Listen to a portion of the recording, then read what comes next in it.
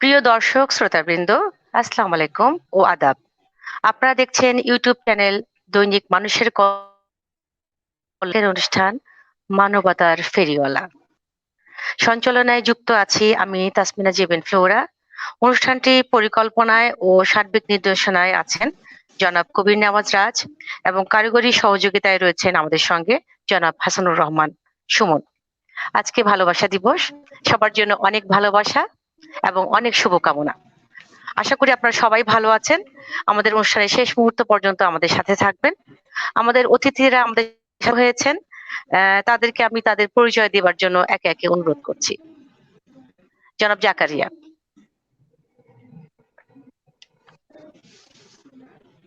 আপনার মিউট করা আছে, আনমিউট।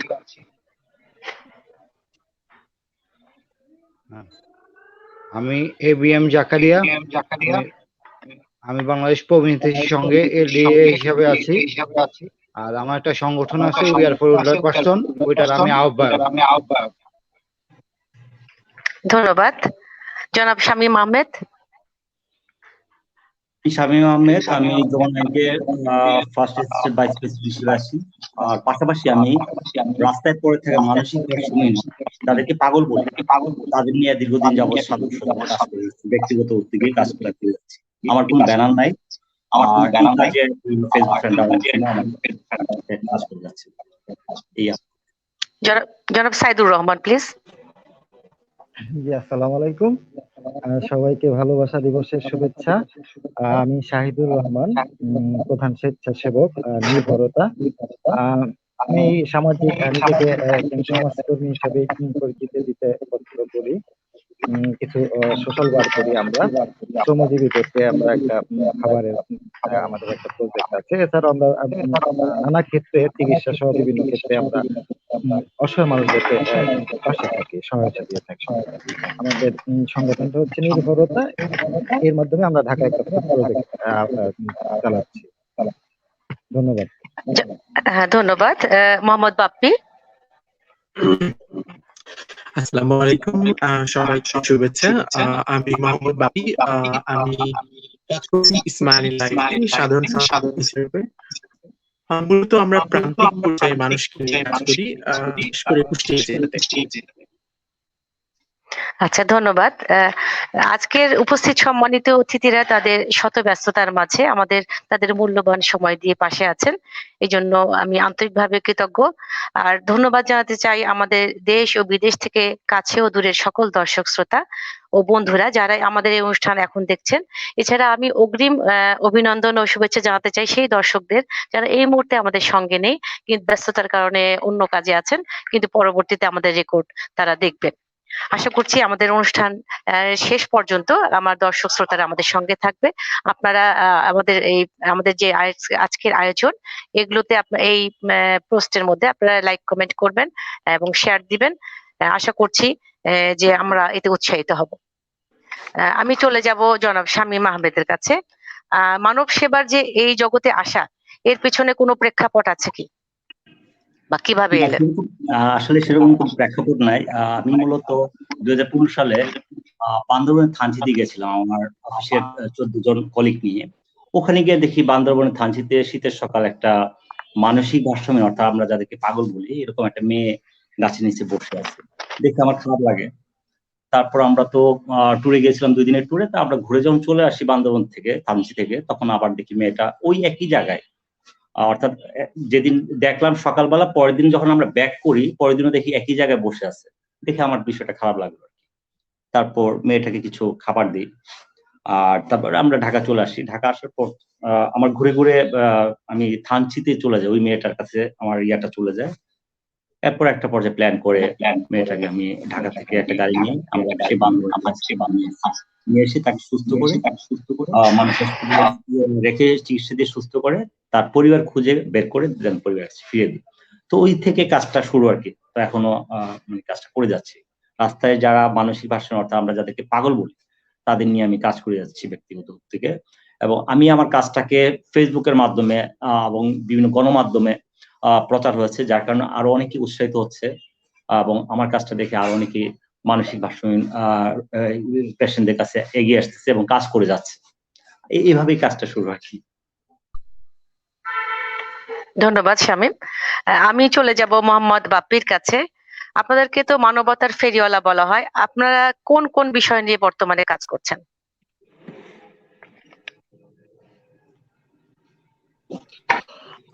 মূলত আমরা যেটা একদম যারা লোকাল পর্যায়ে আছে তাদেরকে আমরা সহযোগিতা করি, বিশেষ করে গ্রামীণ নারী গোষ্ঠী, তৃতীয় লিঙ্গের যারা আছে তারা, প্লাস হচ্ছে শিশু এবং নারীরা।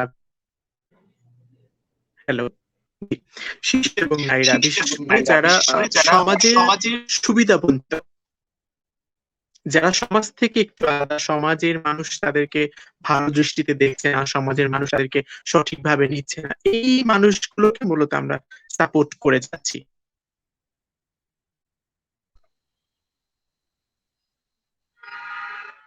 ধন্যবাদ। আমরা চলে যাব জনাব সাইদুর রহমানের কাছে।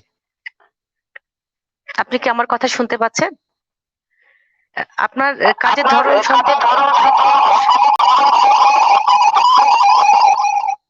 আপনার কাজের ধরন সম্পর্কে একটু দর্শকদের বলুন। আপনি কি ধরনের কাজে? হচ্ছে আসলে একটা মানুষের পাশে থাকার একটা প্রয়াস। আমরা মূলত যারা অসহায় বিশেষ করে তাদের পাশেই আমরা থাকার চেষ্টা করি। এটা আমরা বেশ কিছু সেক্টরে আমরা কাজ করেছি। আমাদের শুরুটা ছিল আপনার, আমরা চিকিৎসা সহায়তা দিয়েছি বেশ যারা একদম হতদরিদ্র, চিকিৎসা করার সামর্থ্য নেই এইরকম বেশ কিছু সংখ্যককে আমরা বিনামূল্যে হৃদরোগের মতো জটিল চিকিৎসা সহায়তা করেছি। তো এরকম নানামুখী কাজ করার পর আমরা করোনাকালীন সময় বেশ কিছু কাজ করেছিলাম। তো ওই সময় আমরা খেয়াল করলাম যে একটা শ্রেণীর মানুষ বিশেষ করে যারা শ্রমজীবী বা নিম্ন আয়ের, তাদের একটা অনেক বড় রকম ধস হয়েছে এই বিগত 2 বছরে। শ্রমজীবী যারা তাদের দেখা যায় গিয়েছে যে পরিবারের গহনা, গরু, ছাগলও বিক্রি করে ফেলতে হয়েছিল। তো আমরা এই সেই ভাবনা থেকে আমরা শ্রমজীবীদেরকে ঢাকা শহরে মিরপুর আপনার 10 গোল চত্বর এবং কল্যাণপুর এইসব অঞ্চলে নিম্ন আয়ের যারা শ্রমজীবী তাদেরকে আমরা দুপুরবেলা একটা ফুড কিট কন্টেনারে একটা খাবার দিই 20 টাকার বিনিময়ে মাত্র। হ্যাঁ, এটা আমরা একটা পাইলট প্রজেক্ট ছিল আমাদের 40 জনের নিয়ে আমরা একটা 40 দিনে পাইলট প্রজেক্ট করতে চেয়েছিলাম। তো আসলে এটা মানে আমরা যাদেরকে সেবাটা দেই তাদের জন্য এটা খুব উপকারী। উম, যার দরুন আমরা 4 মাস কন্টিনিউয়াসলি করে আসছি। এছাড়াও আমরা যাদেরকে এই সেবাটা দেই এদের জীবনের মান উন্নয়ন করার জন্য ধরেন এদেরকে আমরা একটা কর্মসংস্থানের ব্যবস্থা করে দিব, এইরকম আমাদের একটা টার্গেট নিয়ে আমরা কাজ করতেছি। ক্ষেত্রে উনি খুব ভালো একটা কাজে অংশ নিচ্ছেন সাইদুর ভাই। আমি চলে যাব এখন বাপ্পি জাকারিয়ার কাছে। আপনি আমাকে বলেন যে আপনি যে কাজগুলো করছেন সেই কাজের বিষয় সম্পর্কে আমাদের দর্শক শ্রোতাদের একটু জানান। বলতেছি সেটা হচ্ছে সবচেয়ে একটা মজার ব্যাপার আছে। আজকে 14ই ফেব্রুয়ারি 2010 সালের 14ই ফেব্রুয়ারি কিন্তু আমার বাংলাদেশ প্রবীণ হিতৈষীর সঙ্গে চাকরি হয়, বুঝছেন? তো আমি বৃদ্ধাশ্রমে আমার পোস্টিং হয়। 2014 সাল থেকে আমি বৃদ্ধাশ্রমে কাজ করছি। তো তাদের অবস্থা, সার্বিক অবস্থা দেখে যেটা মনে হইলো যে প্রবীণদের জন্য কাজ করা দরকার। মানে অনেক পথ শিশুদের নিয়ে অনেক সংস্থা কাজ করছে, তারপরে নির্যাতিত নারীদের নিয়ে অনেক সংস্থা কাজ করছে, দুষ্টদের নিয়ে অনেক সংস্থা কাজ করছে, কিন্তু প্রবীণদের নিয়ে কাজ করার মানুষ খুব কম আছে। সেই জন্য ওই জবের পাশাপাশি আমি একটা গ্রুপ খুলি, যেহেতু ফেসবুক একটা সামাজিক মাধ্যম। সেই গ্রুপটার নাম হচ্ছে we are for older person. আমরা এই সংস্থার পক্ষ থেকে অ্যাওয়ারনেস এর জন্য বিভিন্ন স্কুল কলেজে ক্যাম্পেইন করি। তারপর পিতামাতা ভরণ পোষণ আইন গভর্নমেন্ট 2013 সালে করছে, ওইটা আমরা লিফলেট আকারে বিতরণ করি, বিভিন্ন স্কুল কলেজে ক্যাম্পেইন করি, তারপর প্রবীণ নবীন মিলন মেলা করি, তারপর শীতবস্ত্র বিতরণ করি। এইভাবেই কাজ করে যাচ্ছি আর কি, প্রবীণদের নিয়েই কাজ করছি আর কি। আলটিমেটলি তারা খুব অসহায়, এটা মনে হচ্ছে যে এই জন্য আমি তাদেরকে নিয়ে কাজ করছি আর কি, হচ্ছে বড় ব্যাপার। ধন্যবাদ। আমরা শামীম ভাইয়ের কাছে ফিরে যাব। তার আগে আমরা চাচ্ছিলাম যে শামীম ভাইয়ের কর্মকাণ্ডর বিষয়ে একটা ছবি দেখার জন্য। আমাদের ব্যাক স্টেজে আছেন সুমন ভাই। সুমন ভাই শামীম ভাইয়ের কাজের একটা চিত্র আমাদের তুলে ধরবেন দর্শকদের উদ্দেশ্যে।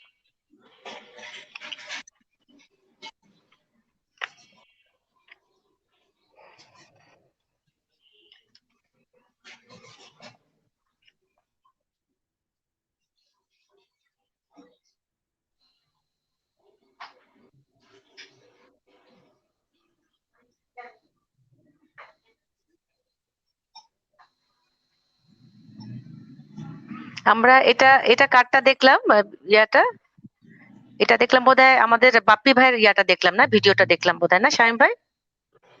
না আমার মোহাম্মদ না, বাপ্পির, হ্যাঁ হ্যাঁ, এটা আমরা ফুটেজটা দেখলাম মোহাম্মদ বাপ্পির বোধহয়, তাই না বাপ্পি ভাই? দুঃখিত ম্যাম, এটা আমার ছিল না। এটা কি সাইদুর ভাইয়ের ছিল? আচ্ছা সাইদুর ভাই, আমাদের এই সুযোগে সাইদুর ভাইটা দেখে ফেললাম, অসুবিধা নাই। দর্শকরা আগে বা পরে দেখলেই হলো। আমরা আসলে জানতে চাই যে কে কোন কাজ করছেন। যেহেতু সাইদুর ভাই কাজ করছেন, অসুবিধা নাই। সাইদুর ভাইটা আমরা আজকের চিত্রগুলো দেখলাম। সাইদুর ভাই অনেক চমৎকার চমৎকার কাজ করছেন উনি। আমরা শামীম ভাইয়ের সাথে একটু কথা বলি অতক্ষণ। শামীম ভাই আচ্ছা ব্যস্ত, তাহলে আমরা সাইদুর ভাইয়ের কাছে চলে যাই। সাইদুর ভাই, আমরা তো আপনার চিত্রগুলো দেখলাম। সাইদুর ভাই, আপনি আমাকে বলেন যে আপনি কাজ করতে গিয়ে কি ধরনের বাধার সম্মুখীন? আমি সাইদুর ভাইয়ের সাথে কথা শেষ করে নিই। সাইদুর ভাই, আপনি কি কি বাধার সম্মুখীন হয়েছেন কাজ করতে গিয়ে? কি ধারণা যে এটা আসলে খুব সহজ একটা কাজ, হ্যাঁ, কিন্তু আসলে এটার প্রতিটা স্টেপেই আপনার অনেক বাধা বিপত্তি থাকে। ধরেন আজকে আমরা এই ভালোবাসা দিবস উপলক্ষে আমরা কিছু সুবিধা বঞ্চিত 20-30-40 জন শিশুকে নিয়ে একটা খাবারের আয়োজন করেছি। তো ধরেন যে এলাকাটা আমরা গেলাম, তো ওই এলাকায় এটা অনেক হিসাব করে করতে হয়, বাধার বিষয় হয়ে দাঁড়ায় যে ওদেরকে খাবার দিবেন, আমাদেরকে দিবেন না। অনেক অনেক বিষয়ে অনেক রকম সমস্যার সৃষ্টি হয় আসলে। ঘটনা হচ্ছে সামাজিক কাজ করতে গেলে প্রত্যেকটা স্টেপেই বাধা আসবে। ধরেন এই যে আজকের যে আমরা যে প্রোগ্রামটা করলাম, আমরা ভেবেছি যে আপনার 14ই ফেব্রুয়ারি ভালোবাসা দিবস, এই দিনটা আমরা বিশেষ কিছু বাচ্চাদেরকে নিয়ে কিছু আপনার সুবিধাবঞ্চিত শিশুদেরকে নিয়ে দিনটা উদযাপন করব। তো হুট করে যেহেতু আমরা এখানে যাই, একটা এলাকায় গেলে আপনার ওইখানে অনেক ধরনের লোক থাকে। আপনি চাইলেও 100টা মানুষের ভিতরে 40 জনকে খাইয়ে চলে আসতে পারবেন না। তো এগুলো আমাদের অনেক সময় বাধা টেকনিক ইউজ করতে হয়। উম, তো এগুলা সামাজিক কাজ করতে গেলে বাধা আসেই, অনেক রকম বাধা আসে। হ্যাঁ, এটাও আমার theory। এগুলো আমার।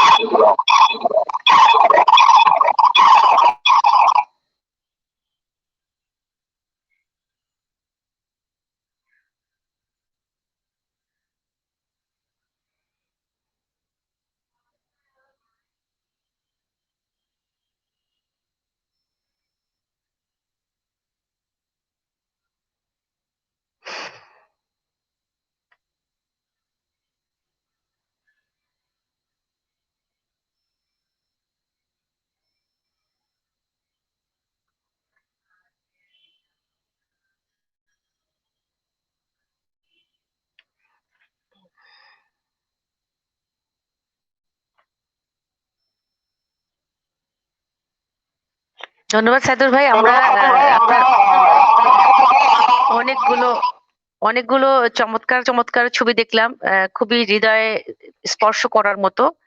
আসলে ক্ষুধার্ত মানুষের যে ক্ষুধা, এটা অন্যরকম বিষয়। এটা যে ক্ষুধার্ত ছিল বা কখনো না খাওয়ার কষ্ট পেয়েছে, সে ছাড়া অন্যরা কেউ এই বিষয়টা বুঝতে পারবে না। ধন্যবাদ আপনাকে। আমরা পরবর্তীতে আবার আপনার কাছে ফিরে আসব। আমরা শামীম ভাইয়ের কাছে যেতে চাই।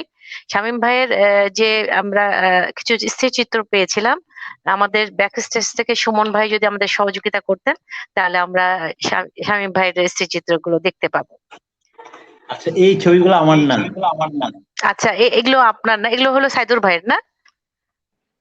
আচ্ছা, আমরা দেখি সাইদুর, আমাদের তো সবার কাজগুলোই দেখতে হবে, যে কে কি ক্ষেত্রে কাজ করছেন।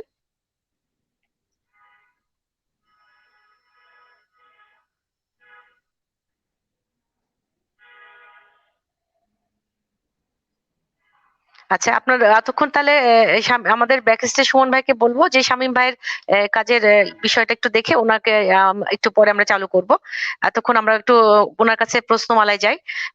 আচ্ছা শামীম ভাই, আপনি যে কাজ করছেন এক্ষেত্রে আপনার কোন একটা বিশেষ অভিজ্ঞতা আমাদের দর্শকদেরকে আপনি শেয়ার করেন। আমি তো প্রথমে বলেছি যে আমি মানসিক ভারসাম্য অর্থাৎ রাস্তার যারা পাগল, আমরা যাদেরকে পাগল বলি তাদের নিয়ে কাজ করি। তো তাদের নিয়ে কাজ করতে গিয়ে অনেক ধরনের বাধা বিপত্তির সম্মুখীন হতে হয়।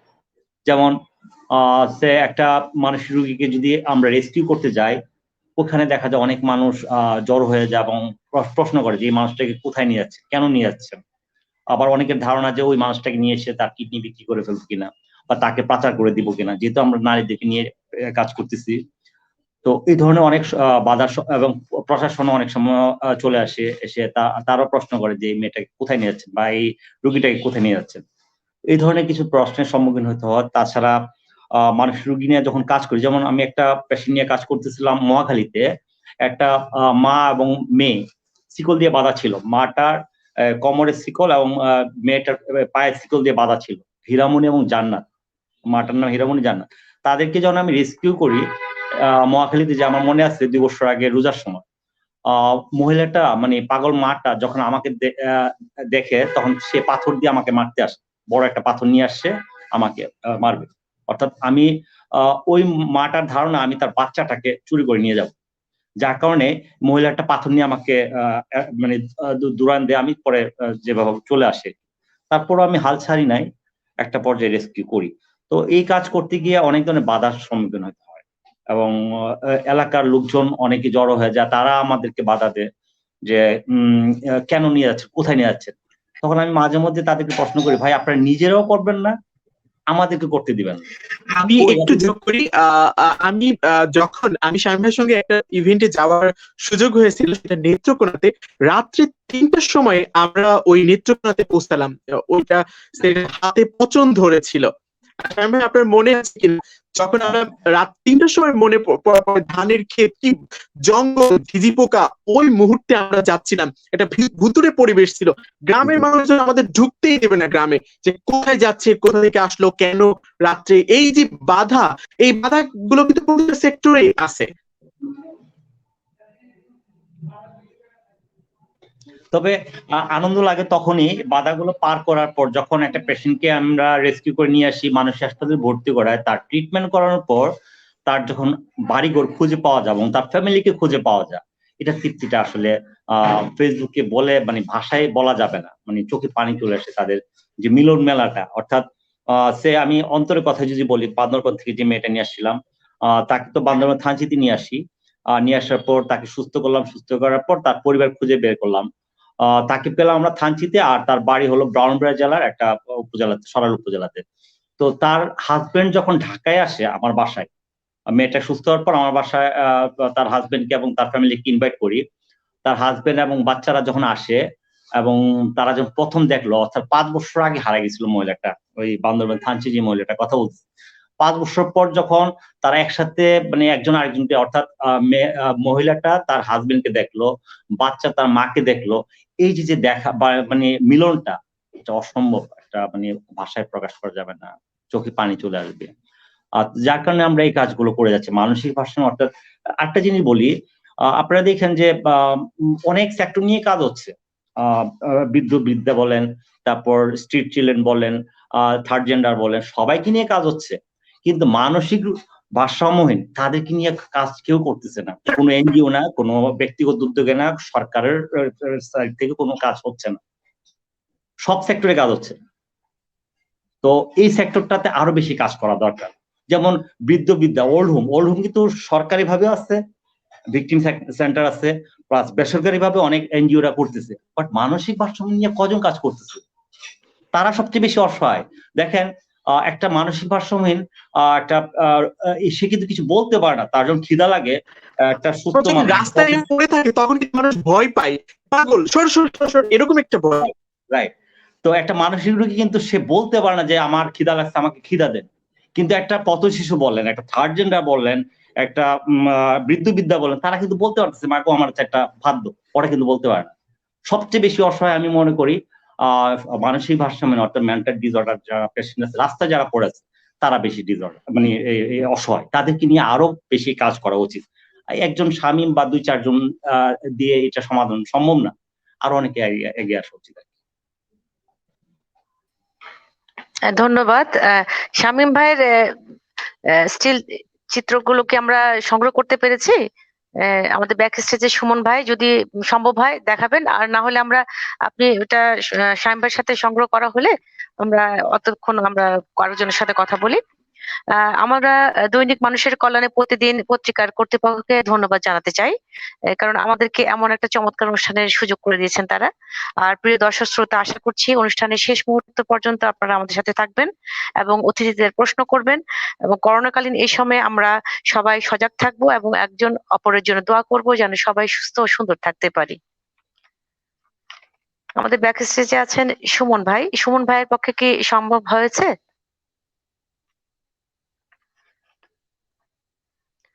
আর না হলে শামীম ভাই আপনি একটু সুমন ভাইয়ের সাথে যোগাযোগ করে আপনার চিত্রগুলো একটু বলেন, আমি অতক্ষণ চলে যাই মোহাম্মদ বাপ্পির কাছে। মোহাম্মদ বাপ্পি, আপনি আমাদেরকে বলবেন যে সমাজে যে অবস্থাপন্ন যারা আছেন তারা যে কাজ করছেন তাদের তো আসলে এগিয়ে আসা উচিত, এক্ষেত্রে আপনি কি পরামর্শ দিতে চান, আপনি কি তাদের উদ্দেশ্যে বলতে চান? অনেক ধন্যবাদ মানুষের কল্যাণে আপনাদের এত সুন্দর একটা আয়োজন করার জন্য। আজকে একটি বিশেষ দিন, নববর্ষ, পয়লা ফাল্গুন এবং হচ্ছে আপনার ভালোবাসা দিবস। তো এই দুইটা মিলনে একটা কথা না বললেই না। মাদার তেরেসা একটা কথা বলেছেন, তুমি যদি দৃশ্যমান মানুষকে ভালোবাসতে না বাসো তাহলে অদৃশ্য ঈশ্বরকে কি করে ভালোবাসবে। তো আমাদের প্রতিটা মানুষেরই উচিত দৃশ্যমান মানুষকে ভালোবাসা।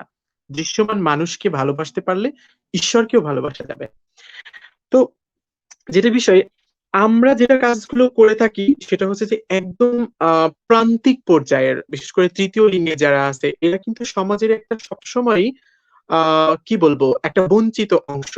আপনি দেখবেন অনেক মানুষ আছে যারা শহরে যারা আছে তারা তো বিভিন্ন জায়গাতে বিভিন্ন স্টেশনে বিভিন্ন ভাবে তারা কাজ করতেছে, কিন্তু যারা গ্রামীণ পর্যায়ে আছে এদের সাপোর্টটা কে দিবে? এদের জায়গাটা কোথায়? এদের না আছে বাংলাদেশে সঠিক কোনো আইডেন্টিফিকেশন, না আছে সঠিক কোনো কর্মসংস্থানের ব্যবস্থা, না আছে কোনো কিছু। এখন পর্যন্ত তারা ভোটার হালনাগাদেই অংশগ্রহণ করতে পারেনি, বাংলাদেশের ন্যাশনালিটি এখন তারা সঠিকভাবে পায়নি। তাহলে এই সমাজ থেকে এই বঞ্চিত জনগোষ্ঠীটা কিভাবে চলবে, তাদের চিন্তা কিন্তু আসলে আমাদের প্রত্যেকটা মানুষের স্থান থেকে যেমন নেওয়া দরকার তেমনি সরকারেরও কিন্তু নেওয়া দরকার। আমি একটু বলি, যখন করোনা চলাকালীন ছিল, তো আপনি কি আমাকে শুনতে পাচ্ছেন?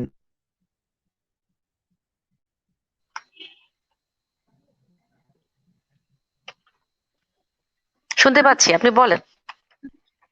জি, যখন করোনাকালীন সময়ে যখন এই মানুষগুলো খুব সমস্যার সম্মুখীন ছিল, তখন আমরা চেষ্টা করেছিলাম এই মানুষগুলোকে, তাদের প্রত্যেকটা মানুষকে আমরা আমাদের সিলেকশন কিছু ব্যক্তি ছিল তাদেরকে আমরা বিকাশের মাধ্যমে, প্রতিটা মানুষকে আমরা বিকাশের মাধ্যমে কিছু ছোট্ট পরিমাণে ত্রাণ পৌঁছে দিয়েছিলাম, একটা টাকা পৌঁছে দিয়েছিলাম, এবং যারা এখানে সহযোগিতা করেছিল তারাও কিন্তু ওভাবে নাম প্রকাশ করে নাই, তারা বাড়িতে বসেই কিন্তু এই জিনিসটা পেয়েছিল। এই যে অনেকেই দেখেছি আমি যে তারা এই টাকাটা দিয়ে ঘরবন্দি মানুষগুলো মানে একটু খাবার কিনেছে, তাদের ফ্যামিলির জন্য কিছু করেছে, তারা তাদের জায়গা থেকে কিছু একটা করেছে। এই যে মানুষগুলোর পাশে থাকা, এই পাশে থাকাটা কিন্তু করোনাকালীন সময়ে আমরা চেষ্টা করেছিলাম এই মানুষগুলোকে নিয়ে কিছু করতে যাওয়া। আবার আমি একটু বলি, সেটা হচ্ছে যে এই তৃতীয় লিঙ্গের পাশাপাশি আমরা বিশেষ করে কুষ্টিয়া জেলার একটা অংশে মিরপুর উপজেলাতে আমরা টিউবওয়েল স্থাপন করেছি ফুডস্টেপের সহযোগিতায়। দেখবেন ধুধু মাঠ, বালুচর, এই জায়গাগুলোতে কিন্তু পানির প্রচন্ড সমস্যা, কৃষকরা কিন্তু পানি খেতে পারে না। তো এই জায়গাগুলোতে আমরা মাঠের মধ্যে টিউবওয়েল স্থাপন করেছি। যেইখান থেকে কৃষকরা খুব সঠিক সময়ে খুব সুন্দরভাবে কাজ করতে গিয়েছে ওইখান থেকে পানিটা সংগ্রহ করছে, বা একটা বাজার বা একটা মোড় যেখানে কোনো টিউবওয়েল নেই, পানির সঠিক ব্যবস্থা নেই, একটা পথচারী বা একজন ক্লান্ত পথিক ওই জায়গা থেকে পানিটা সংগ্রহ করছে, ওই জায়গা থেকে খাইতেছে। যেমন আমাদের মিরপুর থানার সামনে আমরা একটা টিউবওয়েল স্থাপন করেছি, বিশুদ্ধ পানির নলকূপ। এখান থেকে অনেক মানুষ যারা থানাতে দৈনন্দিন কাজে আসতেছে তারা কিন্তু এখান থেকে পানিটা খাচ্ছে, সংগ্রহ করতেছে। এই যে এই জায়গাতে মানুষকে আমরা সহযোগিতা করেছি, এটা বড় ধরনের একটা সাড়া ফেলেছে। অনেক কবরস্থান, আপনি কি চিন্তা করতে পারেন যে যেই কবরস্থানে মানুষ, আমরা একদম মানে শেষ জায়গা, কবরস্থানের মধ্যে কোন রকমই কোনো অজুর ব্যবস্থা নেই, পানি নেই, টিউবওয়েল নেই। এই কবরস্থানে যখন আমরা টিউবওয়েল গুলো স্থাপন করেছি, যারা এই কবরটা খনন করতেছে তারা ওই টিউবওয়েল থেকে পানি নিচ্ছে, তারপরে হচ্ছে পানি খাচ্ছে, অজু করছে। তাদের এই কাজগুলো আমরা এই জায়গা থেকে করেছি। তবে আসলে বাংলাদেশ তো একটা বড় দেশ, মানে ছোট দেশ, কিন্তু তাদের জনসংখ্যার দিক দিয়ে কিন্তু আমরা অনেক। আমাদের মতো কয়েকটা সংগঠন এগিয়ে আসলে, কাজ করলেই কিন্তু এই সমস্যাটা সমাধান হবে না। প্রত্যেকটা মানুষই তার তার স্ব স্থান থেকে কিন্তু এগিয়ে আসবে। এই যে শামীম ভাই যেরকম তার সাবজেক্টটা ভিন্ন, সে প্রান্তিক মানুষের বিশেষ করে যারা মানসিক প্রতিবন্ধী তাদেরকে নিয়ে কাজ করতেছে। আমার অন্যান্য ভাইরা যারা আছে বিভিন্ন সেক্টরে কাজ করছে। আমরাও কিন্তু যেমন এই যে প্রান্তিক পর্যায়ে মানুষ, বিশেষ করে তৃণমূল পর্যায়ে যারা আছে তাদেরকে নিয়ে কাজ করছি, তৃতীয় লিঙ্গদের যারা আছে তাদেরকে নিয়ে কাজ করতেছি, বা যারা কৃষক আছে তাদেরকে নিয়ে কাজ করতেছি। এই কাজগুলো যদি আমরা চলমান থাকি তাহলে কোনো না কোনো সময় কিন্তু একটা সময় আমাদের সোনার বাংলা হবে। আমি তো বিশ্বাস করি চাকরির পাশাপাশি যে কাজ করা যায়, আমি চাকরি করছি, চাকরির পাশাপাশিও যে ভালো কিছু করা যায় সেটা কিন্তু সম্ভব হচ্ছে। আজকে আপনারা এই যে আমাদের মতো মানুষকে এখানে অংশগ্রহণ করেছেন, ডেকেছেন, এটাও কিন্তু একটা ভালো কাজ। হয়তো আপনার সেক্টরটা আলাদা, কিন্তু আপনিও কিন্তু ভালো কাজগুলো করতেছেন।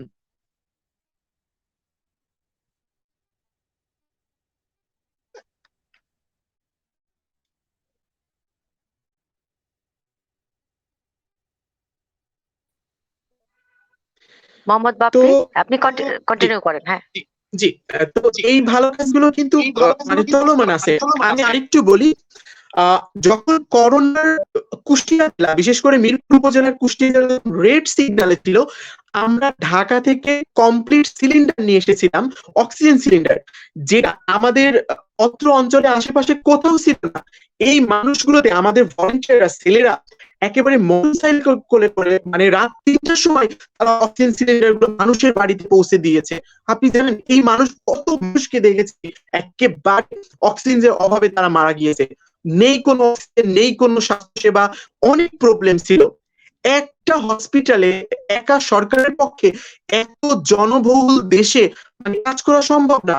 প্রান্তিক পর্যায়ে, বিশেষ করে যেখানে হসপিটাল অনেক দূরে, এই মানুষকে কে সহযোগিতা করবে?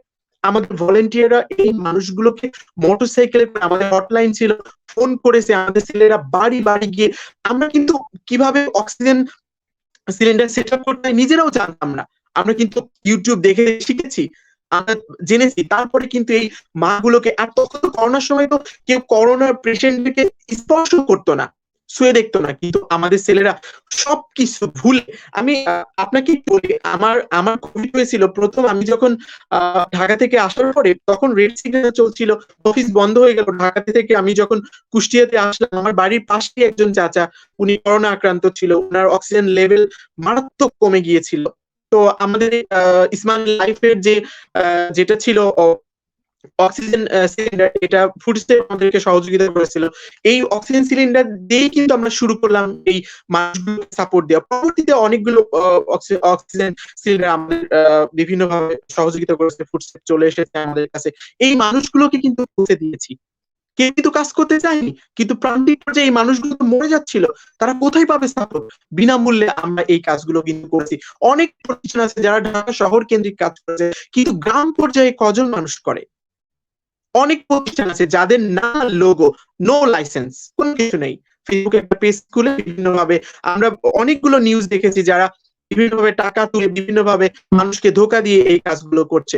কিন্তু মানবিক কাজ তো ধোকার কাজ না, মানবিক কাজ তো নিজের কাজ না, মানবিক কাজ হলো মানুষকে সহযোগিতা করা। আপনি দেখবেন গুগল সার্চ করলে অনেক ভুয়া এনজিও, অনেক নিউজ হয়েছে তাদের বিরুদ্ধে, কিন্তু আসলে কি তাই? কাজ কি এরকম? দিল থেকে কাজ করতে হয়, অন্তর থেকে কাজ করতে হয়। তো মানে এই জায়গাগুলোতে আসলে পরিবর্তন হওয়া দরকার। সরকার একার পক্ষে চেঞ্জ করতে পারবে না।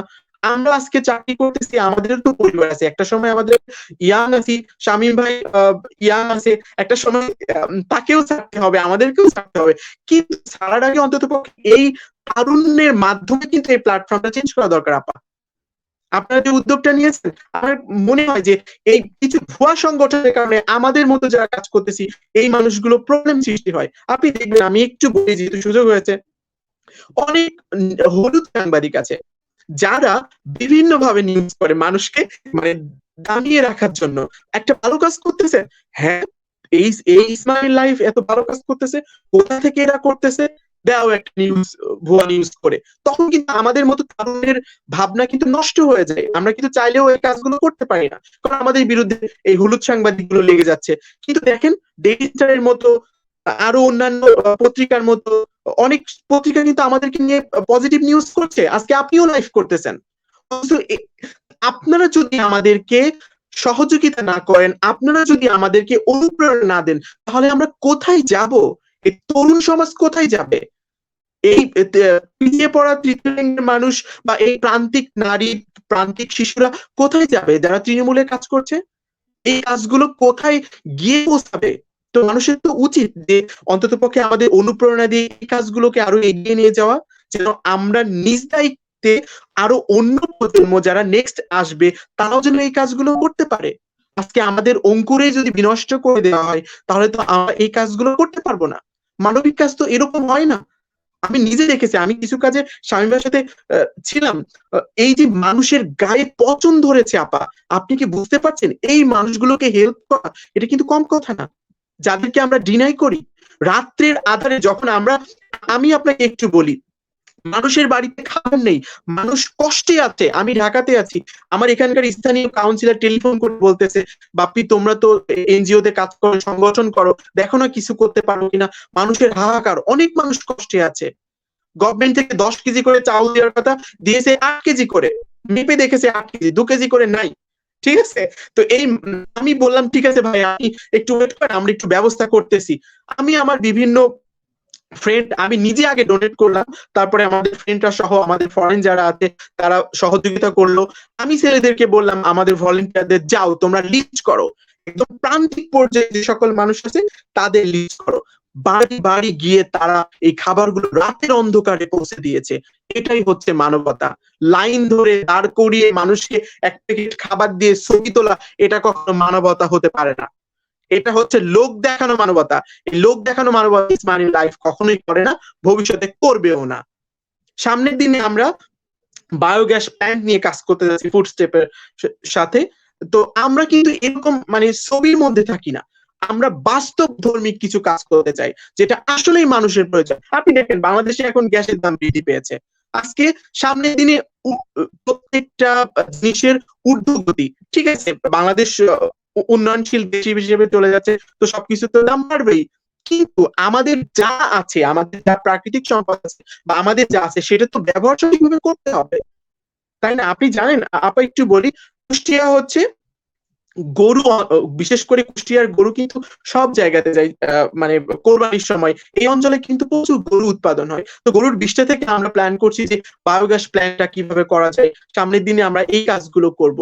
হ্যাঁ, এরকম অনেকগুলো কাজ করেছি। আপনারা যদি কখনো কেউ কুষ্টিয়াতে আসে ইসমাইল লাইভ ভিজিট করতে, তাহলে এই বাস্তব ধর্মী কিছু কাজ আমরা দেখাতে চাই, যেটা আসলে মানুষের জীবন মান উন্নয়নে অবদান রাখছে। আর এই আমি আরেকটু বলি, সেটা হচ্ছে বিশেষ করে তৃতীয় লিঙ্গের মানুষ আসলে এরা মানে প্রচন্ড মানে সমাজের একটা বন্ধু অংশ বলা যায়। এদেরকে নিয়ে কেউ কাজ করতে চায় না। বাসের মধ্যে উঠলে বা বিভিন্ন জায়গায় থাকা যায়, মানুষ বলে যে দেখ কি উঠেছে আজকে, দিন দেখা যাবে, কার সঙ্গে দেখা হলো। কিন্তু এরাও তো মানুষ, প্রতিবন্ধী যারা আছে এরাও তো মানুষ। একটা আমি গ্রামে দেখেছি অনেক মানুষকে, অনেক পরিবারকে দেখেছি, একটা প্রতিবন্ধী পা নেই, রাস্তায় হেঁটে যাচ্ছে, আরে আজকে ওই ন্যাংরা কালামের সাথে দেখালো, আজকে দিন কি হবে বুঝতে পারছি না। ন্যাংরা কালাম আল্লাহ সৃষ্টি করেছে, তার পা যে নেই এই পা নেই এটা প্রবলেম না, এইটা সৃষ্টি করেছে আল্লাহ, সে কি বলেছে আমাকে পা দিও না? এই মানুষগুলোকে যদি আমরা এভাবে দেখি তাহলে সমাজটা আজকে পিছিয়ে যাবে। আজকে আপনি দেখেন বাবা মানে মায়ের সন্তান তাদের বাবা মাদের কোনো টেক কেয়ার করতেছে না। এই সমাজ ঘুরে ধরা সমাজটাকে আমাদেরকে পরিবর্তন করতে হবে। আজকে আমাদের নিজের জায়গা থেকে যদি আমরা চেঞ্জ না হতে পারি তাহলে সামনে আমরা কোথায় যাব আমি বুঝতে পারি না। আপা থ্যাংক ইউ, আরো অনেকে আছে আমাকে সময় দেওয়ার জন্য। ধন্যবাদ। আমরা আসলে অনেক মূল্যবান কথা শুনলাম। আমরা আমাদের ব্যাক স্টেজে সুমন ভাইয়ের দৃষ্টি আকর্ষণ করছি। সুমন ভাই কি শামীম ভাইয়ের স্থিরচিত্রগুলো কি এখন স্ক্রিন দিতে পারবেন? যদি সম্ভব হয়, আর না হলে মোহাম্মদ বাপ্পির স্থিরচিত্রগুলো এই তো পেয়েছি আমরা।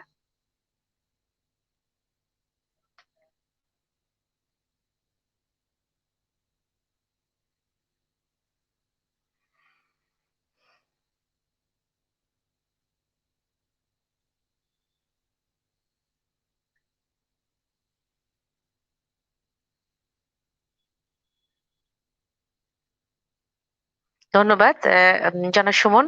উনি ব্যাক স্টেজ থেকে আমাদের জন্য অনেক কাজ করছেন। আমরা মোহাম্মদ বাপ্পির কাজগুলো দেখতে চাচ্ছিলাম। আমি জানি না এখন সামনে আনা সম্ভব হবে কিনা। হ্যাঁ, এটা হচ্ছে আমাদের এইটা এইটা হচ্ছে যে এখানে দিতে গিয়ে কিন্তু আমি নিজে মানে কোভিডে আক্রান্ত হয়েছিলাম। এই টোটাল অক্সিজেন আমাদের সেটআপ। আমরা এখন ক্ষতিগ্রস্ত পরিবারকে টিম দিয়েছিলাম। এই যে এটা এগুলো সবই আমরা বসিয়ে, এটা আমাদের টিম, আমরা একসঙ্গে কাজ করছি। এই প্রতিবন্ধী এখন আর পা নেই। এই মিরাজগুলোকে ভ্যানটা আমরা দিয়েছি। তৃতীয় লিঙ্গের মানুষ এরাও, যাদেরকে আমরা সহযোগিতা করেছি। বিকাশের মাধ্যমে টাকা পৌঁছে দিয়েছি। এদের বিকাশ ছিল না, এদের বাড়ি বাড়ি গিয়ে পৌঁছে দিয়েছি। এদের বাড়ি বাড়ি গিয়ে পৌঁছে দিয়েছি আমরা। হিন্দু পরিবারে টিউবওয়েল স্থাপন। থ্যাংক ইউ ধন্যবাদ। আপা। ধন্যবাদ। আমরা দেখলাম, প্রিয় দর্শক শ্রোতা মণ্ডলী, দৈনিক মানুষের কল্যাণে প্রতিদিন পত্রিকা দেশের সাধারণ মানুষের কল্যাণে কাজ করে যাচ্ছে ও বস্তুনিষ্ঠ সংবাদ পরিবেশন করছে। প্রতি সোমবার এই চ্যানেল থেকে রাত ৯টায় নিয়মিত অনুষ্ঠান প্রচারিত হয়। আশা করছি আমাদের পরবর্তী অনুষ্ঠানগুলো আপনারা এভাবেই আমাদের পাশে থাকবেন ও দেখবেন। কেউ আমাদের অনুষ্ঠানের অংশগ্রহণ করতে চাইলে আমাদের কর্তৃপক্ষের সাথে যোগাযোগ করবেন। দৈনিক মানুষের কল্যাণে প্রতিদিন পত্রিকায় আপনাদের প্রয়োজনীয় বিজ্ঞাপন দিতে সংশ্লিষ্ট কর্তৃপক্ষের সাথে আপনারা যোগাযোগ করতে পারেন। আমি চলে যাচ্ছি আমাদের আরেকজন ভাই বাপ্পি জাকারিয়া। বাপ্পি জাকারিয়া, আপনি আমাদেরকে একটু বলবেন যে আপনার ভবিষ্যৎ কর্ম পরিকল্পনাটা কি? সেটা বলি। আমি যেহেতু বৃদ্ধাশ্রমে আছি, আমি চাই না যে আর কারো বাবা মা বৃদ্ধাশ্রমে থাকুক। আর ব্যাপার হচ্ছে, বৃদ্ধাশ্রমে যারা থাকে তারা আসলেই অসহায়, তারা খুবই অসহায়। আর আমাদের বাংলাদেশ প্রবীণ হিতৈষী সংঘ 1960 সাল থেকে প্রবীণদের নিয়ে কাজ করতেছে, এবং বাংলাদেশ প্রবীণ হিতৈষী সংঘ একমাত্র প্রতিষ্ঠান যারা প্রবীণদের রিপ্রেজেন্ট করে সারা বাংলাদেশে। বাংলাদেশ প্রবীণ হিতৈষী সংঘের 3টা পার্ট আছে, একটা হচ্ছে গিয়া ওল্ড এজ হোম, আরেকটা হচ্ছে গিয়া হসপিটাল, আরেকটা হচ্ছে গিয়া ইনস্টিটিউট। তো আমাদের হসপিটালে 30% প্রবীণরা একদম বিনামূল্যে চিকিৎসা পায়, আর বাকি যারা চিকিৎসা নেয় তারা হচ্ছে নামমাত্র মূল্যে। তো সেটা হচ্ছে বড় ব্যাপার। আর আমার যে সংগঠন we are for older person, আমরা কাজ করে যাচ্ছি প্রবীণ নবীনদের মাঝে যে দূরত্বটা সৃষ্টি হয়ে আসছে, এই দূরত্বটা ঘোচানোর জন্য আমরা বিভিন্ন স্কুল কলেজে ক্যাম্পেইন করি, প্রবীণ নবীন মিলন মেলা করি। পিতামাতার ভরণ পোষণ আইন গভর্নমেন্ট করছে 2013 সালে, সেটা আমরা লিফলেট করে বিতরণ করতেছি। তো আর বিভিন্ন ওল্ড এজ হোমে যারা আছে তাদের সাথে আমাদের রেগুলার যোগাযোগ আছে, তাদেরকে আমরা হুইল চেয়ার, হসপিটাল বেড এগুলা আমরা ডোনেট করি আমাদের সংগঠনের পক্ষ থেকে। আর আমাদের সংগঠনের পক্ষ থেকে অনেকে ধরেন প্রবীণ হিতৈষী সঙ্গে থাকতে আসলো, সিট অ্যাকোমোডেশন নাই, তাদেরকে আমরা গাজীপুর বৃদ্ধাশ্রম আছে ওখানে আমরা দিয়ে আসি আমাদের সংগঠনের পক্ষ থেকে। তারপর ওল্ড অ্যান্ড চাইল্ড কেয়ার আছে কল্যাণপুরে, তারা একদম যারা রাস্তায় পড়ে থাকে তাদের নিয়ে কাজ করে, বৃদ্ধদের তাদেরকে রাখে। তো আমাদের ভবিষ্যৎ পরিকল্পনা হচ্ছে আমাদের এই মেসেজটা যে প্রবীণের যুক্তি নবীনের শক্তি, এই দুই মিলে সমাজের মুক্তি, এই মেসেজটা আমরা একদম গ্রাস লেভেলে মানে সারা বাংলাদেশে ছড়াই দিতে চাই, যেন কারো মা বাবা বৃদ্ধাশ্রমে না থাকে। তো আমার একটা ঘটনা বলি যে আমার প্রবীণ হিতৈষীর সঙ্গে আমি জব করি আজকে প্রায় 12 বছর হবে। তো আহমেদ ফজলুল কবির সাহেব নামে একজন ছিল, উনি ঢাকা কলেজের প্রিন্সিপাল ছিল, কুমিল্লা ভিক্টোরিয়া কলেজের প্রিন্সিপাল ছিল, 7টা কলেজের প্রিন্সিপাল ছিল। তো উনি 2019-এ মারা যায়, 1 অক্টোবর মারা যায়। 1 অক্টোবর প্রবীণ দিবসে উনি মারা যায়। এর আগ পর্যন্ত তার ছেলে মেয়েকে আমি দেখি নাই কখনো প্রবীণ তার বাবার খোঁজ নিতে। তো সে মারা যাওয়ার পরে তার ছেলে আসছে, ছেলে আইসা বলল যে দরজা তালা মারেন, দলিলপত্র আছে, নইলে আত্মীয় স্বজন দলিলপত্র নিয়ে যাবে। এটা গেল এক ঘটনা। আরেকটা ব্যাপার হচ্ছে আমাদের ওখানে একজন সিএসপি অফিসারের ওয়াইফ ছিল আমাদের ওল্ড এজ হোমে, তার মামা ছিল রেডিও ডাইরেক্টর জেনারেল। তো তাকে যখন এই প্রবীণ হিতৈষীর সঙ্গে এনে রাখে, কাপড়গুলো এমন ভাবে রাখছে যে মনে করেন যে কোনো ভাঁজ নাই, এইভাবে রেখে গেছে এবং তারা কোনো খোঁজ খবর নেয় নাই। পরে শুনছি তারা নাকি বলছে তাদের মাকে তারা দেখতে পারবে না, প্রয়োজনে ইঞ্জেকশন দিয়ে মেরে ফেলেন, আমরা আমার মাকে দেখতে পারবো না। যখন তার মা মারা যায় তখন তারা আইসা মায়ের লাশ নেয়, লাশ নিয়ে আমাদের ড্রাইভারকে বলে যেন মানে ওই জায়গায় মানে তাদের বাড়িতে আত্মীয় স্বজন আসবে তাদেরকে বলতে যে লাশ দেশের বাইরে উনি মারা গেছে, ওখান থেকে লাশ নিয়ে আসতে। তো আমাদের পরিকল্পনা হচ্ছে আমরা মানে ব্যক্তিগতভাবে চাই না যে কারো মা বাবা বৃদ্ধাশ্রমে থাকুক। বৃদ্ধাশ্রমে যারা আছে তারা খুবই অসহায় অবস্থায় আছে, তাদের ছেলে মেয়ে। এই যে কয়েকদিন আগে একটা ঘটনা ঘটলো যে সম্পত্তির জন্য বাবার লাশ 24 ঘন্টা রেখে দিল। এই কয়েকদিন আগে এই ঘটনা ঘটলো, 2-3 দিন হবে মনে হয়। তো আমাদের কর্মপরিকল্পনা আছে, আমরা বিভিন্ন স্কুল কলেজে ক্যাম্পেইন করব, তারপর সচেতনতামূলক কাজ করব, প্রবীণ নবীন মিলন মেলা করব, আরো মানে একদম মানে ফেসবুকে আমাদের কার্যক্রম আছে, সারা বাংলাদেশে আমরা এটা ছড়াই দিতে চাই। এটা হচ্ছে আমাদের ভবিষ্যৎ পরিকল্পনা।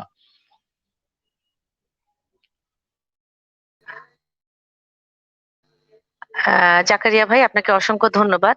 আমরা জাকারিয়া ভাইয়ের কর্মকাণ্ড বা যেগুলো কাজ উনি করেছেন ওর কোনো চিত্র যদি আমাদের সুমন ভাই দেখাতেন, ব্যাক স্টেজ থেকে উনি কাজ।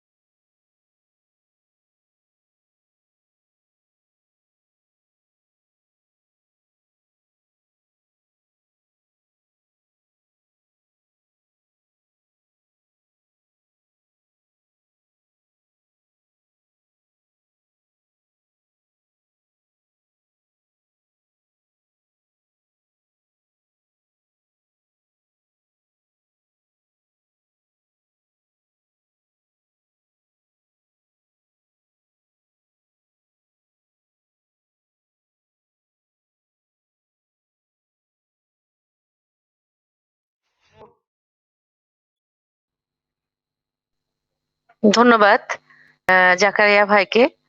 আপনি কি শুনতে পাচ্ছেন আমার কথা? আচ্ছা জাকারিয়া ভাই, আমরা পরে আবার ফিরে আসবো আপনার কাছে। আমরা একটু দর্শকদের মন্তব্য শুনি। কিছু মন্তব্য এর আগে চলে গেছে, আমি রোল করে দেখতে পাচ্ছি না। আর যেগুলো এখন আমার সামনে আছে আমি দেখছি শীষ শহীদ ভাই, উনি শুভেচ্ছা জানিয়েছেন। শীষ শহীদ ভাই আমাদের প্রতিটা অনুষ্ঠানে থাকেন, অসংখ্য ধন্যবাদ শহীদ ভাই। কখনো উনি মিস করেন না, প্রতিটা প্রোগ্রাম উনি দেখেন এবং আমাদেরকে শুভেচ্ছা জানান। আর শাইমুন শাহরিয়ার উনি বলছেন মানবতার জয় হোক। আবার সরি সাইমুম শাহরিয়ার আবার বলেছেন যে বাড়ি ভাই এর কথাগুলো বাস্তবমুখী। তিনি আরো বলেছেন স্মাইল ইন লাইফ সব সময় মানুষের জন্য কাজ করে। আর মতিউর জিসান বলেছেন দারুণ। ধন্যবাদ সবাইকে যারা আমাদের সঙ্গে আছেন এবং আমাদের প্রোগ্রামটা দেখছেন। আপনারা এটা শেয়ার করে দিবেন। এটা শেয়ার করার উদ্দেশ্য হচ্ছে যে সবাই জানুক আমাদের সমাজে কি ধরনের কাজ হচ্ছে এবং অতি সংগোপনে তারা অনেক ভালো ভালো কাজ করছেন। অনেক ভুল তথ্যর কারণে আমরা যারা ভালো কাজ করছেন তারা আড়ালে ঢেকে যান। অনেক ভুয়া সমাজসেবক আছেন যাদের কারণে তাদের কাজগুলো ঢাকা পড়ে যায়। ফলে আমরা অনেক ব্যক্তি আছেন যাদের বৃদ্ধ নিবাস প্রয়োজন বা শিশু যারা আছেন যাদের সহযোগিতা প্রয়োজন, যারা ক্ষুধার্ত আছেন তাদের খাদ্য প্রয়োজন, বা তৃতীয় লিঙ্গের মানুষ আছেন বা আরো যেগুলো বিষয় মানুষের সহযোগিতা দরকার, তারা এই বিষয়ে তথ্যগুলো পেলে তারা তাদের সাথে যোগাযোগ করবেন এবং তারা উপকৃত হবেন বলে আমি আশা রাখছি। আমাদের আজকের প্রোগ্রামে স্ক্রল করে প্রত্যেকের নামের সাথে যোগাযোগ নম্বরগুলো আমরা দেখাচ্ছি, যাতে যার যেখানে প্রয়োজন তারা যেন সেখানে যোগাযোগ করতে পারে। এছাড়া আমাদের সাধারণ দর্শক যারা আছেন তারা চাইলে এই বিষয়ে তাদের সহযোগিতা করতে পারেন। সেটা সহযোগিতা বিভিন্ন ভাবে হতে পারে, পরামর্শ হতে পারে, খাদ্য হতে পারে, অর্থ হতে পারে, বস্ত্র হতে পারে, বা অন্য যেকোনো সহযোগিতা হতে পারে, বা পরামর্শ দিয়ে বা তাদের ফিজিক্যালি তারা নিজেরা কর্মকাণ্ড করে তাদের পাশে থাকতে পারেন। আমরা স্ক্রল করে প্রত্যেকের নম্বর আপনাদের দেখাচ্ছি, আপনারা এখান থেকে যোগাযোগ করবেন। আমি চলে যাচ্ছি জনাব শামীম আহমেদের কাছে, যে আপনি আমাদেরকে একটু বলেন যে এই যে যদি পর্যাপ্ত আপনি সহযোগিতা পান তাহলে আপনার ভবিষ্যৎ কর্মপরিকল্পনাটা কিভাবে সাজাতে চান আপনি? আপা, আমার একটা ইচ্ছা আছে বা আমার একটা স্বপ্ন, একটা মানসিক হাসপাতাল করা।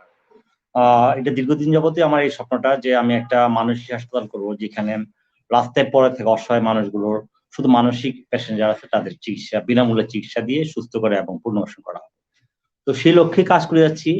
আমি একটা আমি যেহেতু ব্যাংকে জব করি, আমরা কারোর কাছে হাত পেতে চাইতে পারি, সাহায্য চাইতে পারি না। তো তারপরেও আমার অনেক ফেসবুক ফ্রেন্ডরা নিজ সদিচ্ছায় অনেক সময় হেল্প করে, বাট এটা পর্যাপ্ত না আর কি। যার কারণে আমি রিসেন্টলি একটা সংগঠনের সাথে মানে অনলাইন শপ আর কি, ঘানিবাড়ি, ওটার সাথে আমি সংযুক্ত। ঘানিবাড়ির মূল উদ্দেশ্য হলো যে কিছু অর্গানিক ফুড মানুষের মাঝে পৌঁছে দেওয়া, এবং সেখান থেকে যে প্রফিটটা আসবে এই প্রফিটের একটা অংশ আমরা যে মানসিক হাসপাতাল করার যে চিন্তা ভাবনা আছে সেটাতে আমরা ব্যয় করবো আর কি। তো আমার মূল উদ্দেশ্য একটা মানসিক হাসপাতাল করার, বিনামূল্যে, যেখানে রাস্তায় পড়ে থাকা মানুষের চিকিৎসা করা হবে। এইটাই আমার মূল উদ্দেশ্য আর কি। আর আমরা কিন্তু আরেকটা মেসেজ দিয়ে রাখি যে আমরা আমাদের কাছে কিন্তু এই মুহূর্তে অক্সিজেন সিলিন্ডার আছে। ঢাকায় যারা আছেন, কারো যদি অক্সিজেন লাগে আমাদের সাথে যোগাযোগ করতে পারেন, আমরা অক্সিজেন সিলিন্ডার, বিনামূল্যে অক্সিজেন সিলিন্ডার দিতে পারবো। আমার কাছে এই মুহূর্তে 14টা অক্সিজেন সিলিন্ডার আছে, অলরেডি দিচ্ছি আমরা। তো এই তো আমার পরিকল্পনা আর কি, যে চাকরির পাশাপাশি কোন এক সময় একটা মানসিক হাসপাতাল করে ওখানে আমি আমার বাকি জীবনটা আমি কাটাবো আর কি, মানসিক রোগীদের সাথে। কারণ আমি বললাম যেটা, যে তারাই সবচেয়ে বেশি অসহায়, তাদেরকে নিয়ে কেউ কাজ করতেছে না, তারা রাস্তায় পড়ে আছে। আপনার মানসিক হসপিটাল হলে আমরা কিন্তু কুষ্টিয়া থেকে পেশেন্ট পাঠাবো আপনার কাছে। না না, সারা দেশ থেকে আসবে। আমি কিন্তু বাংলাদেশের বিভিন্ন প্রান্ত থেকে আমি পেশেন্ট নিয়ে আসছি। যেমন বাপ্পিও আমার সাথে যে একটা প্রজেক্টে ছিল, আমরা ফরিদপুর থেকে পেশেন্ট নিয়ে আসছি। প্রথমটা তো নিয়ে আসছিলাম বান্দরবান থানচি থেকে, তারপর সিলেট থেকে নিয়ে আসছি, বিভিন্ন জায়গা থেকে আমরা পেশেন্ট নিয়ে আসছি। তো রাস্তার পেশেন্টদের নিয়ে বেশি কাজ করি। তাছাড়া আমার অসংখ্য ফেসবুক ফ্রেন্ড বা ফলোয়ার যারা আছে, তারা অনেকে জানে যে আমি মানসিক রোগী নিয়ে কাজ করি, যার কারণে তারা আমার হেল্প চায়। যাদের হয়তো অনেক পেশেন্ট আছে যাদের ফ্যামিলি আছে, ফ্যামিলি মেম্বার, তারা অনেকেই আমার দেশ বিদেশ থেকে যোগাযোগ করে যে তার বাবা বা তার মা মানসিক রোগী বা তার ভাইটা মানসিক রোগী। আমি তাদেরকেও হেল্প করি। কিভাবে হেল্প করি? আমি যে শনিবার, যেহেতু আমার অফিস বন্ধ, আমি শনিবার তাদেরকে টাইম দিই এবং আমি মানসিক হাসপাতালে গিয়ে ওই পেশেন্ট গুলাকে বলি যে আপনার শনিবার আসেন, ঢাকায় আসেন, হাসপাতালে আসেন, আমি হাসপাতাল থেকে তাদেরকে ভর্তি গুলো করাই।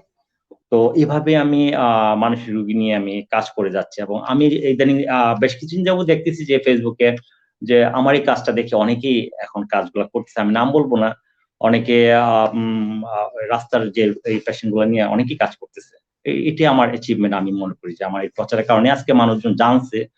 এবং একসময় কিন্তু এদের কাছে যে যেত না, বাপ্পিয়ার আগে কোট করেছিল যে কথাটা, যে একসময় তাদের কাছে যেতই না মানুষ, যে গন্ধ করে, দুর্গন্ধ করে, বা তারা আমাদেরকে হয়তো মারবে, এসব ভয়ে তাদের কাছ থেকে কেউ যেত না। এখন কিন্তু ফেসবুকের কল্যাণে বা বিভিন্ন যোগাযোগ ইয়ার মাধ্যমে, মানে মিডিয়ার কল্যাণে কিন্তু মানুষ জানতে পারছে যে না, তাদেরকে হেল্প করা যায় বা তাদেরকে সুস্থ করা যায়। তো আমি যে কাজগুলা করছি দীর্ঘ 6 বছর প্লাস, আমার এই কাজগুলা কিন্তু বিভিন্ন গণমাধ্যমে মানে প্রচারিত হয়েছে, ইত্যাদিতে হয়েছে, ডেইলি স্টার বা বিভিন্ন পত্রিকা আসছে, যার কারণে অনেকেই জানছে, অনেকে কাজ করতেছে।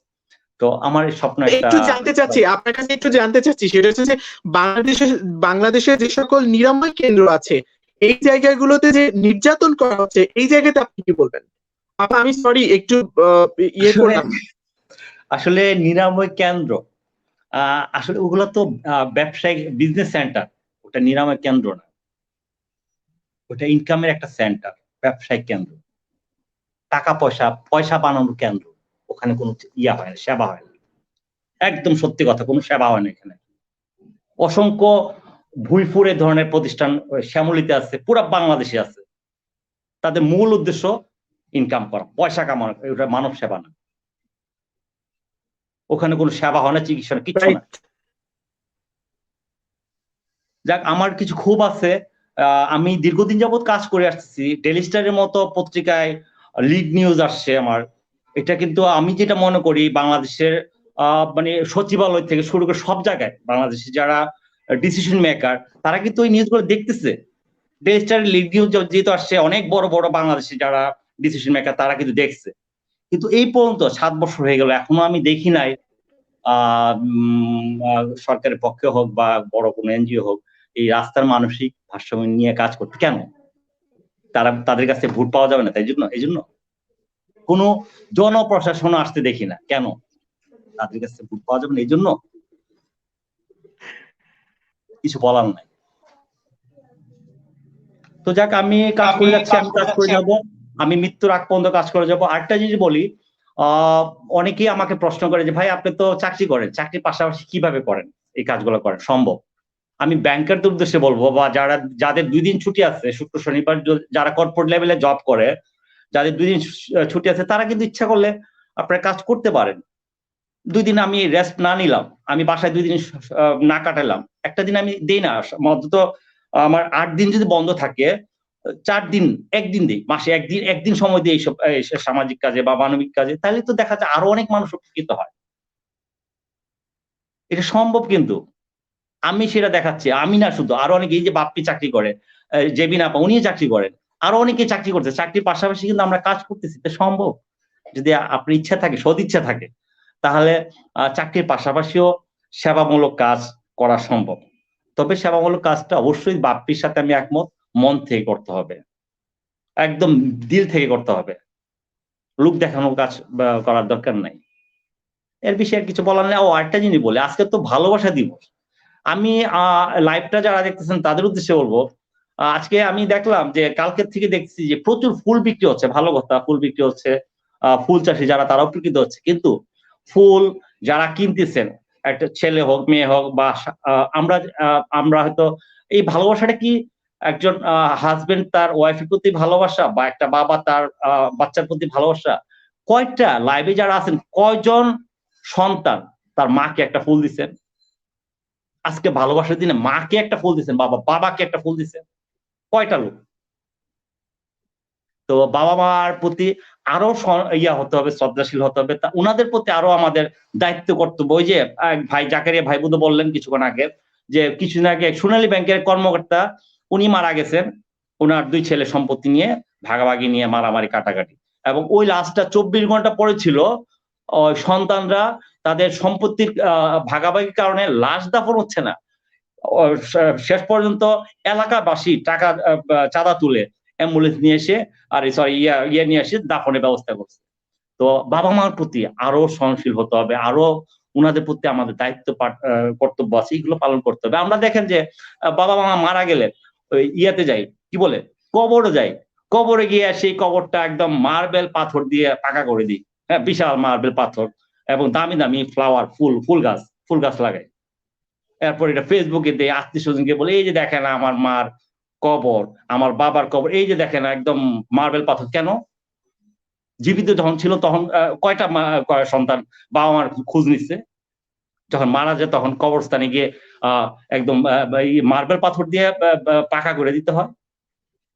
তো বাবা মার প্রতি আরো বেশি আমাদের, যাদের বাবা মা আছে, এখনো জীবিত আছেন, আমি করবো, আহ্বান করবো বা অনুরোধ করবো সবাইকে, বাবা মার দিকে আরো সচেতন হন বা আরো খেয়াল রাখেন, ওনারা যেন আরো ভালো থাকেন। আর এই এখন তো দেখা যাচ্ছে যে অনেক সন্তানরা বাবা মার খোঁজ নিচ্ছে না, বিদিত আজকে বাবা মারা রাস্তায় পড়ে মানে রাস্তায় চলে যাচ্ছে, মানে বৃদ্ধাশ্রমে যাচ্ছে, সেটা যেন না হয়, বৃদ্ধাশ্রম আর যেন নতুন না হয়, সেদিকে আমাদের খেয়াল রাখতে হবে। একটা বাবা মা যেন রাস্তায় যেতে না হয় বা বৃদ্ধাশ্রমে যেতে না হয়, সেদিকে আমাদের খেয়াল রাখতে হবে। ভালোবাসা শুধু হাজবেন্ড ওয়াইফের প্রতি বা বাবা তার সন্তানের মধ্যে হলে হবে না। আমরা বাবা মার প্রতি আমাদের ভালোবাসাটা দেখাইতে হবে। এর বিষয়ে কিছু বলতে চাচ্ছি। সবাই ভালো থাকবে। আর জেবিন আপু এবং দৈনিক মানুষের কল্যাণের ইয়াকে অনেক অনেক ধন্যবাদ যে আমাদের সুন্দর একটা প্রোগ্রাম, একটা প্ল্যাটফর্মে সবাইকে নিয়ে আসা। এখানে বাপ্পি আছে, বাপ্পিকে আমি ব্যক্তিগত চিনি, অনেক ভালো ভালো কাজ করে যাচ্ছে। সে যেমন ওই ইয়ে নিয়ে কাজ করতেছে, টিউবওয়েল নিয়ে, এটা আমার খুবই ভালো লাগে। টিউবওয়েলের নিয়ে কাজ করতেছে। তারপর থার্ড জেন্ডার, ওইটা আমার খুবই ভালো। আমরা করোনার সময় আমরা খাদ্য বিতরণ করেছি, আমি ব্যক্তিগতভাবে ঢাকা শহরে করেছি, বাপ্পিরা করেছে। তো দেখলাম সে থার্ড জেন্ডার নিয়ে অনেক মানে কাজ করেছে করোনার সময়। আর আমরা করোনার সময় খাদ্য নিয়ে কাজ করেছি আমি ব্যক্তিগতভাবে। মানে আমি একা দৌড়াদৌড়ি করে যতটুকু সম্ভব করেছি, ঢাকা সিটিতে কভার করেছি। এবং সিলিন্ডার নিয়ে আমার এখনো মনে পড়ে, আমি অফিস শেষ করে, অফিস 6টায় শেষ হওয়া বা 6:30 শেষ, অফিস শেষ করে আমি দেখা যায় একটা সিলিন্ডার আমি বাসায় এসে কাঁধে করে আমি নিয়ে যাই পেশেন্টের বাড়িতে। এবং কোনো ক্ষেত্রে এরকম হয়েছে যে একটা পেশেন্ট 5 তলায় থাকে, ওই বাড়িতে লিফট নাই, আর ওই পেশেন্টের বাসায় কেউ নাই বলতে যেহেতু করোনা রোগী হয়তো বা আছে, পুরুষরা আছে, নাই, মানে ওই বাসায় নাই। বাধ্য হয়ে আমাকে সিলিন্ডারটা কাঁধে করে নিচতলা থেকে 5 তলায় উঠাই দিয়ে আসতেছে, রুগীর কাছে দিয়ে আসতে, এবং রুগীর মুখে মাস্ক সহ লাগিয়ে দিয়ে আসছে। আমি যখন অক্সিজেন কোনো করোনা রোগীর কাছে নিয়ে গেছি, আমি মানে ওরকম কাজ করে না যে আল্লাহ আমাকে দিবে। আমি রুগীদের খুব কাছে গেছি এবং তাদেরকে আমি কি বলে অক্সিজেন দিয়ে আসি। যার কারণে অনেক সময় আবার অফিসেও আমার একটু সমস্যা হয়েছে। অফিসে অনেক কলিগরা যখন ফেসবুকে দেখছে যে আমি একটা করোনা রোগীর কাছে আমি আসছি বা অক্সিজেন নিয়ে গেছি, অনেক কলিগরা আমার থেকে একটু দূরে থাকার চেষ্টা করছে, যে না শামীম ভাই তো আপনি তো করোনা রোগীর কাছে মনে হয় কালকে গেছিলেন, তো আপনার থেকে একটু দূরে থাকা উচিত। যাক, এনিওয়ে আমার আল্লাহর মতে এখন বন্ধ, করোনা পজিটিভ আর করোনা হয়নি। তবে আমার মা মারা গেছেন করোনাতে। আমি অনেক চেষ্টা করেছি অক্সিজেন সিলিন্ডার দিয়ে বা ট্রিটমেন্ট দিয়ে, মানে উনি শেষ মারা গেছেন। তো আর বেশি আমি কথা বলতে চাচ্ছি না। ধন্যবাদ সবাইকে। ধন্যবাদ। আমরা অনেক মূল্যবান কথা শামীম আহমেদের কাছে শুনলাম। আমরা মোহাম্মদ বাপ্পির কাছে যাব। আমরা সংক্ষেপে একটু শুনতে চাই তার কাছে যে আমরা তো মানবিক দিক দিয়ে এখনো অনেক পিছিয়ে আছি, এই বিষয়ে যদি আপনি একটু সংক্ষেপে বলতেন। আমার কথা কি শুনতে পাচ্ছেন? জি আপা, শুনতে পাচ্ছি। আপনি কি আমাকে শুনছেন? জি, আপনার মোহাম্মদ বাপ্পি।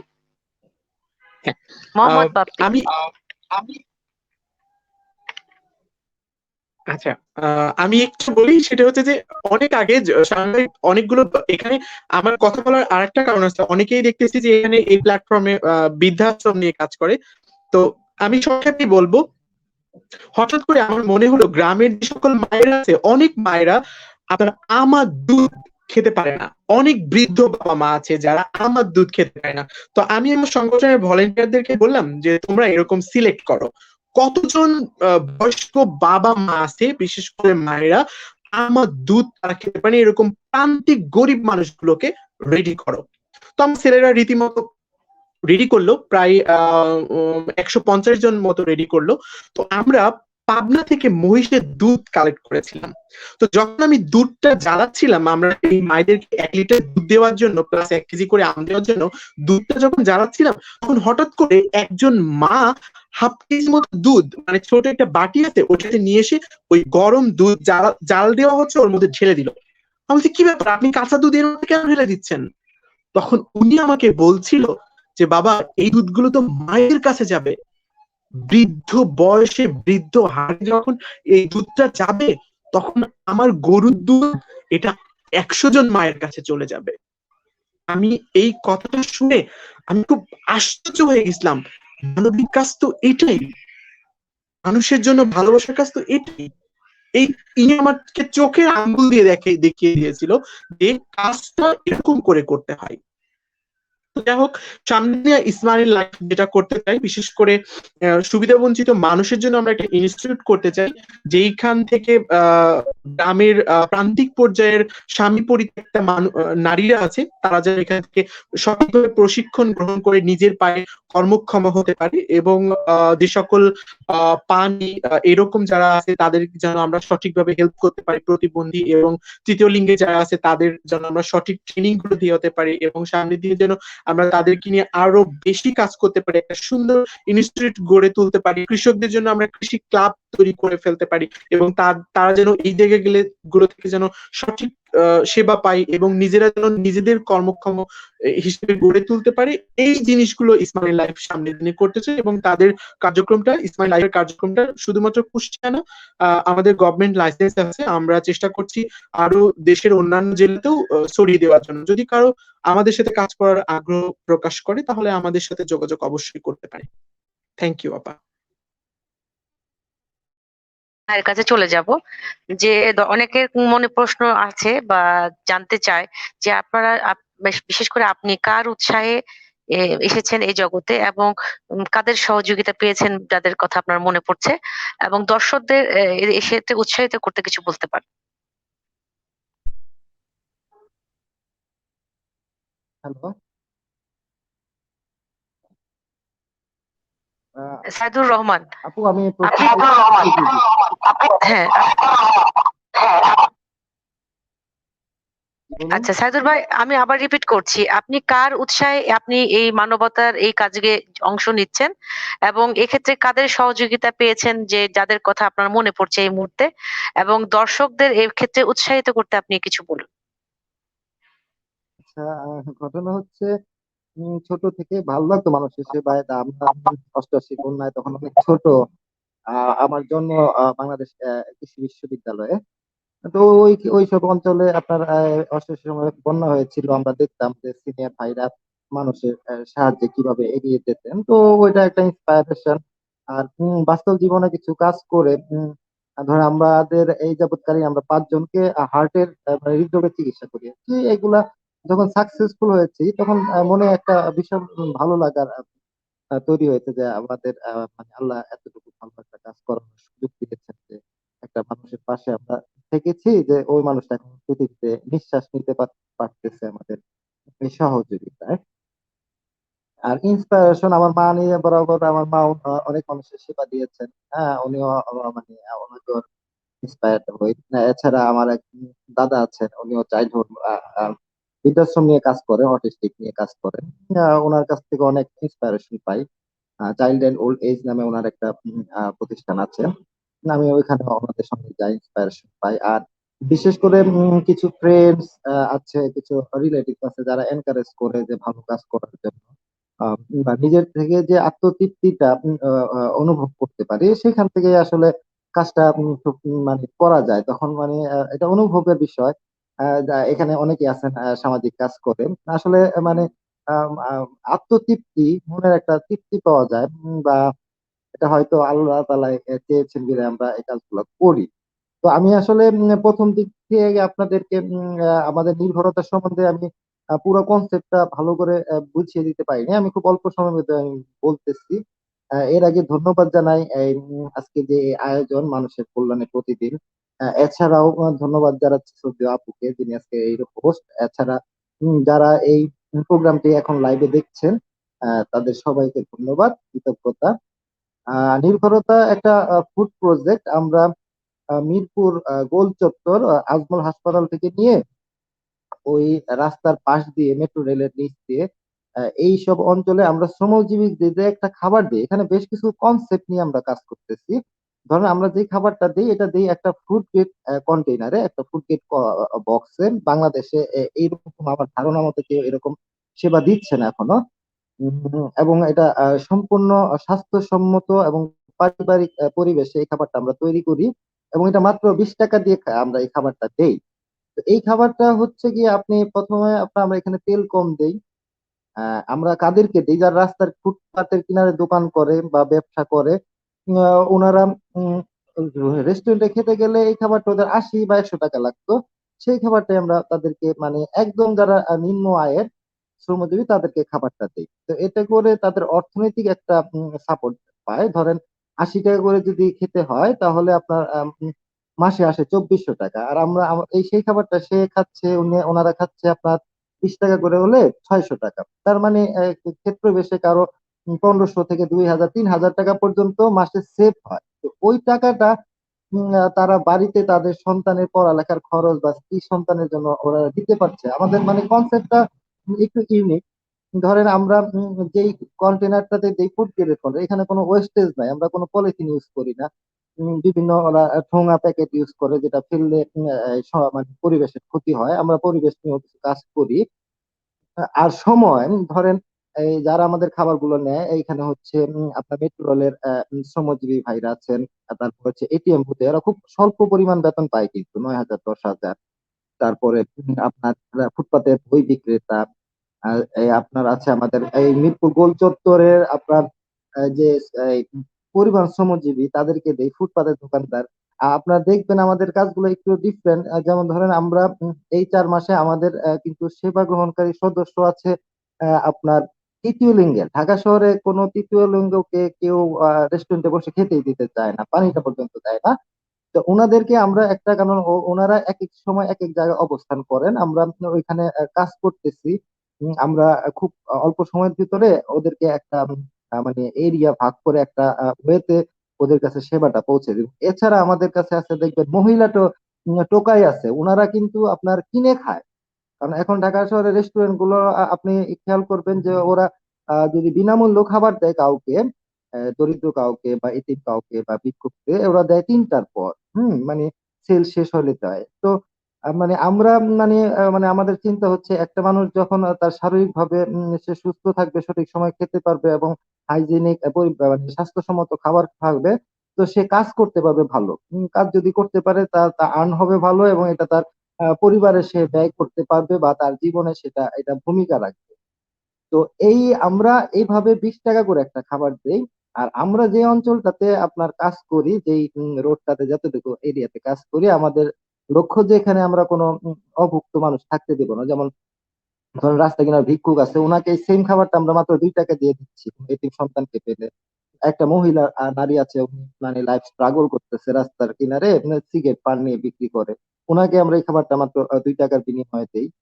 তো এইরকম আমরা এই কাজ করতে করতে আমরা শেষ অবধি আমরা অন্ধ, বোবা, তারপরে আপনার ভিক্ষুক, পাগল, সবাই সঙ্গে সবাইকে আমরা খাবারটা, আপনি যদি ছবিতে দেখবেন বক্সটা, আমরা সবার কাছে এই খাবারটা পৌঁছাইছি এই ৪ মাসই পৌঁছাই সাইদুর দিচ্ছি। ভাই, একটু জানতে চাচ্ছিলাম আপনাদেরকে সহযোগিতা কারা করছে?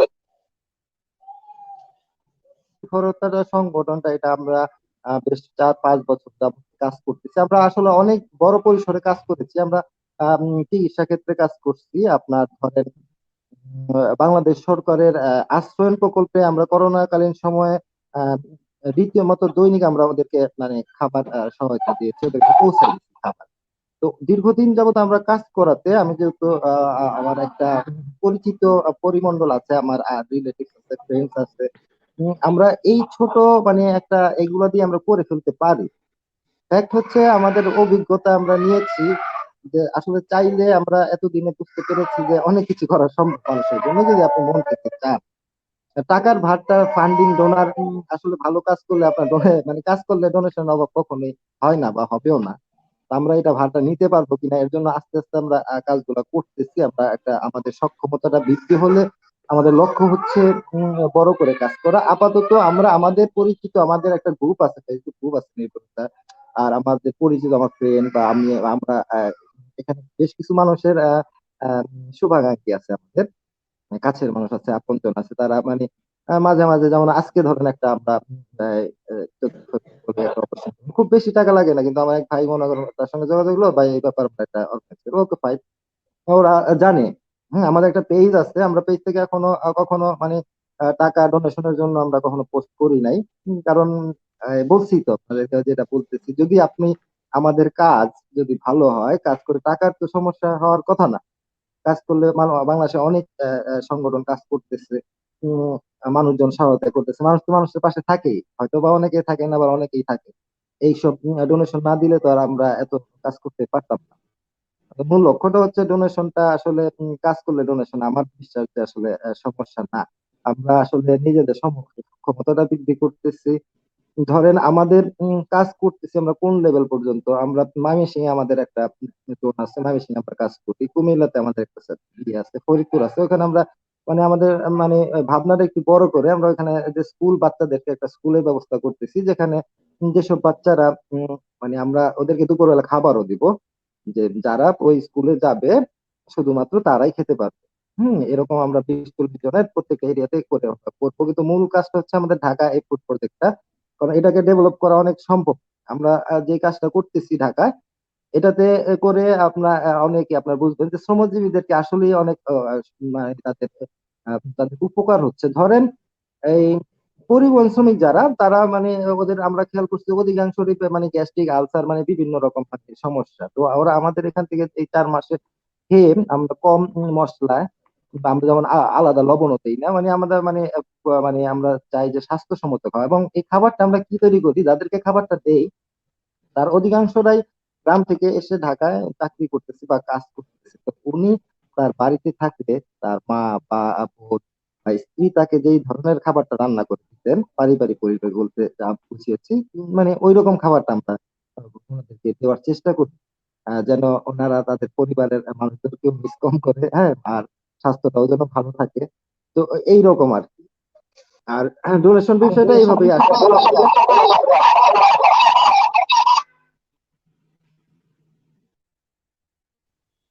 ধন্যবাদ সাইদুর রহমান ভাই। আপনার মূল্যবান বক্তব্য আমরা শুনলাম। আমাদের অনুষ্ঠান শেষ প্রান্তে চলে এসেছি। কোনোদিন সুযোগ হলে আবার আমরা একসাথে বসবো। আমি চলে যাচ্ছি বাপ্পি জাকারিয়া ভাইয়ের কাছে।